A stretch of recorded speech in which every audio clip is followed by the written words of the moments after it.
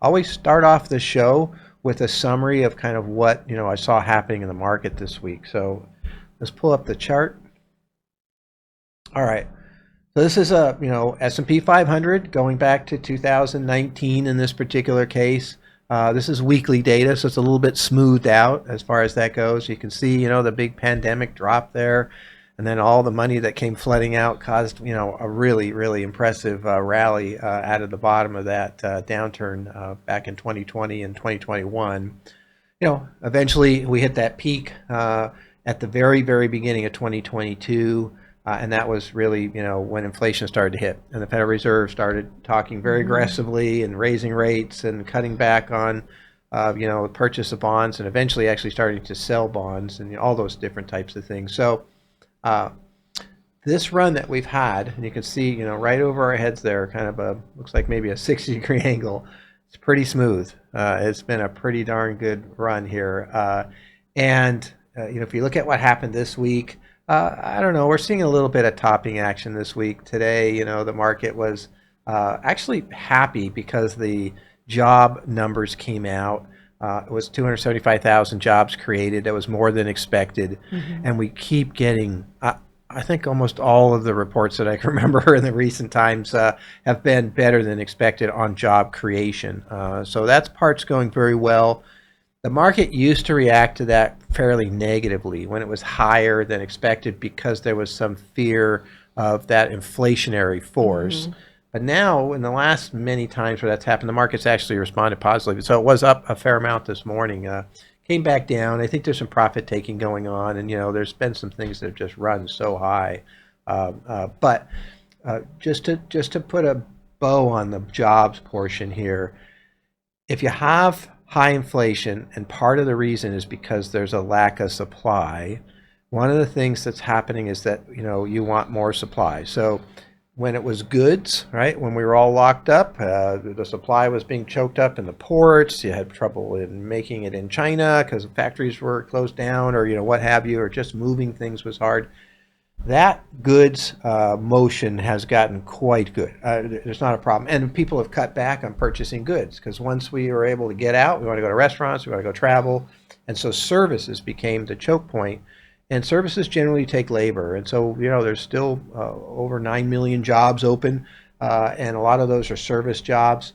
And so, you need people to take those jobs in order to, be able to meet the demand. And so that should help inflation. So that's a piece of what happened. To me, that's good news. Every time there's more jobs created, I think that's a good thing. The market will look at that in one way and say, hey, now the Federal Reserve might not lower rates even longer from now, just because the Federal Reserve has a dual mandate, what they call full employment, right? And what they, for 2% core PCE inflation. Okay, those are the two biggies. Full employment is considered 4% unemployment or lower. That actually went up a little bit today, went up to 3.9% on unemployment rolls, but still within the full employment realm. So this week was a lot about what was going to happen with Chairman Powell's testimony in Congress. Both days that he was testifying, Wednesday and Thursday, the market went up in the end. Kind of came down Monday, Tuesday prior. There's some fear of what might happen and what he might say. I know that we talk a lot about the Federal Reserve, and that's because this is the key issue that drives the market in general, but certainly now in a higher inflationary environment. So during his testimony, he was pretty clear about the fact that it felt like interest rates would be coming down at some point in this year. They needed to feel confident that inflation was, truly coming down and not going to pop back up. And he said that they feel like they're fairly close to that confidence level. Okay, so feeling confident.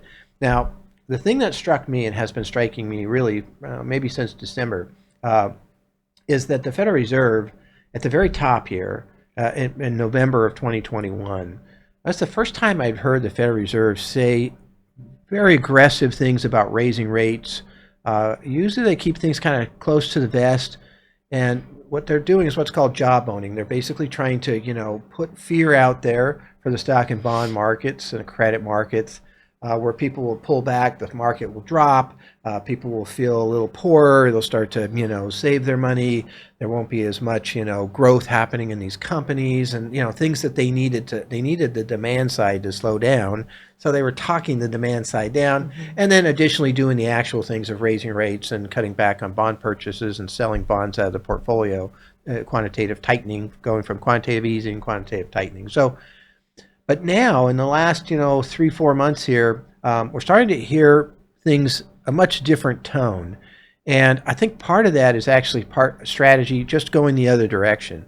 So if we're going to go after the market and try to bring it down to slow down inflation, and at the same time now we're looking at possibly lowering rates, we can use the market to let it run some, kind of keep inflation from falling too far into a deflationary role, and quite possibly from keeping the country from falling into recession also, just because again people have more money when the stock market goes up or the bond market goes up. And so I think there's a strategy shift there where they're trying to be nicer. Not all the Fed governors, believe me. It just really Chairman Powell's the one I'm mainly focusing on here because he was testifying this week, and I think that they're going to be more accommodative, and I think they're okay with the run that's happening in the stock market because, again, it might mean that they don't have to lower rates as soon, and they can sit back longer and maybe do 1 or 2 rate cuts this year towards the end of the year, that type of thing. And so which I think is a good thing. I think if that's true, if that strategy is actually playing out, that means that the Fed is on the side of the market, and they have a saying that's, I think, very accurate: don't fight the Fed, right? So when the Fed is raising rates, or in this case also talking aggressively about raising rates and all those things, the market comes down, which is what we saw in 2022. The market came down 28%, in the S&P 500 from high to low, bottomed out October 13th of 2022. And so let's talk about this run, because there was some other news that came out. We finished a 4-month run, November through end of February, and it was 21.4%, on the S&P 500 in that 4 months.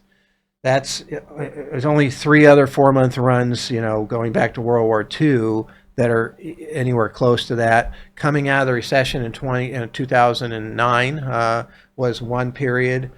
Second period was, the second, kind of recessionary recovery period was right here on this chart, ending in June of 2020. We had a recession, short one, but during the pandemic. And then the third one was sort of the, dot-com bubble. During the middle of that dot-com bubble there was a 4-month period that was like that. So if you go back and look at those, what you'll notice is that they continued for quite a while. If you look at this chart here, the top was the end of 2021, very beginning of 2022. The best 4 months ended in June of 2020. It ran for quite a while after, right? And so to me, I'm kind of a big believer in momentum. I think things get going in a certain direction, and we're going to continue to see momentum potentially out of this. You can stop momentum, but big momentum like this would take something big, right? Something really unusual happening, and that's always possible. I always call those the wild card scenarios. But if you look at just kind of the basics for what's happening here, this could run for a while. And we've got this combination of pent up demand coming out of the pandemic, and we have the artificial intelligence pieces. NVIDIA's earnings were real. I mean, that wasn't a fantasy. It wasn't a mirage. I mean, they blew the numbers out. I don't know if you could do any better than what they did, to be honest. And so that's gotten the market excited about this possibility. The development of these types of motions are, in my opinion, have been fairly consistent.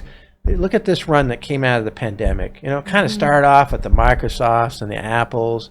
It moved into kind of the smaller cap stuff, the genomics, clean energy companies that they were real. They had actual, earnings, but they were selling at maybe 300 times those earnings. That bubble just kind of goes along, right? Bop, bop, bop. And then by the end, we were dealing with SPACs, SPA. I forgot what those stands. Special something or other. Anyway, a SPAC is an investment vehicle. They gather a bunch of money. And then they decide what to go buy it with. And I remember there were celebrity SPACs. So they had like Colin Kaepernick The 49ers, former 49ers quarterback, was going to have a SPAC. Okay, that's when we're near the top. Okay, that's so watch for that, because the next time this is the same pattern. We got real companies, picks and shovel companies right now moving good stuff. Aristonet, take Nvidia, whatever it might be. These are companies that are actually providing a little bit like what Cisco did, 95, providing the routers that the internet was going to be running on and such too. And I think the next phase will be legitimate companies, but probably very highly priced. Actual AI companies that have, some product that they're coming. And then we'll get to the bingo.coms and the SPACs and the things that'll come at the top. And so we do kind of want to watch for that. It'd be interesting to see if this, run plays out like that. Again, this is unusual, okay? That motion right there, the smoothness, the steepness, the actual 21.4% move over the last 4 months, is not a normal scenario. Again, we can point to 3 other 4-month periods like that going back to World War II. So this is not something that happens very often. But in every one of those cases, the market continued to move. There is momentum. You kind of get it's like a big ship. It just gets going and it keeps on going. And so, we had a day this week before Powell's testimony, dropped 1%. And we made that back in 2 days as the dip buyers came in. Today looks like it might be another negative day, but when there's this much momentum and this much money sitting on the sidelines, they're looking for opportunities to buy and to come in. Whether it's a professional investor or the retail side, both seem to be kind of coming in. The professional investors were at the very bottom, right, that little spike right between Marie and I was the 27th of October. The Bank of America survey of the big money managers, they had the lowest exposure to stock market in the last 72 years. Exactly when you didn't want it. It jumped 9% or 8.9% in March. In November, just right after that. So there's a lot of money coming in there, catching up, trying to move. And then there's trillions of dollars in money markets and CDs and such, when 5% looked great, it really did. And now, you got a 21% run in 4 months. People are starting to look at that. I'm getting clients saying, hey, I got some CDs coming due. I'm only getting 5. It used to be, I'm getting 5. I'm really happy, So again, that's the money that'll fuel this rally for a while too. And again, this rally is based at the moment on very sound things. Even though Nvidia has doubled its price and continues to go, it's nearly $1,000 stock today. Got to $979 at its high. It still has its PE ratio still coming down because the earnings are growing faster than the stock, which is very unusual. Which probably means that stock continues to grow for a while just to catch up to that level. So, very, very interesting week. Very interesting time frame. And don't be afraid of it. Let things run. I'm not a big believer in trying to grab profits off the top, because what is the top? I'm actually a bigger believer of letting your winners run, and put a safety net on there. So if you have some Nvidia and you're wondering what to do, put a 25% trailing stop. So a trailing stop just means that when it drops 25%, it would sell off of the highest price that it had. So as the highs get higher, it drags the stop upward. So you don't really have to do anything. You usually have to renew them every 6 months or something. But and that way, you maybe not all your Nvidia or some portion of it, or whatever. Take a quarter of it. Take whatever you made in profits. Take those shares and maybe protect them with the trailing stop.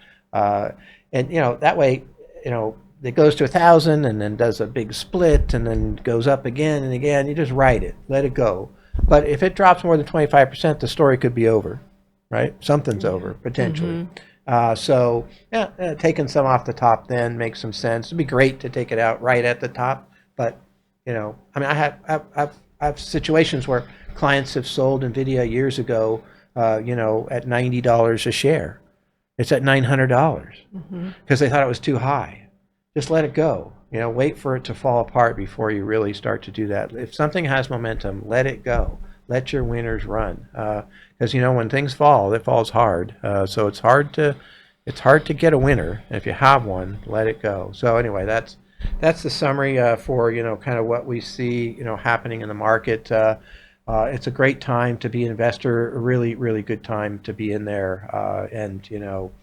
Don't be afraid of what's happening right now. I do think we will be in some type of a bubble type category. I think things move faster. You know, the dot-com bubble was 5 years. You know, this is probably going to be 2 or 3 years. Be my guess. I mean, you look at the 2020 run. You know, we went from April of 2020 to the end of 2022. That's what, a year and three-quarter-ish, and that was a huge run, and then it stopped. Right. Again, got into the bubble category quite quickly. Money moves very quickly now. And so, you know, we're probably going to have a lot more of these type of crazy runs. The stock market is a representation of human emotion, and you get a bunch of humans in a herd mentality, the market can go really far either way, you know, in that environment. So you just have to kind of be divorced of that emotional portion and take a look at it, analyze it, see what's happening, and try to move with that, you know, kind of analytical look. Put your emotions to the side if you're going to be a good investor, would be my opinion. And you know, be calm and make good choices. So this is a good market. Celebrate it. Let's have fun. So anyway, thank you for joining this summary today. Look forward to being able to do this again. We will not be actually having the show next week, but I will do the summary anyway, just to put out for the market.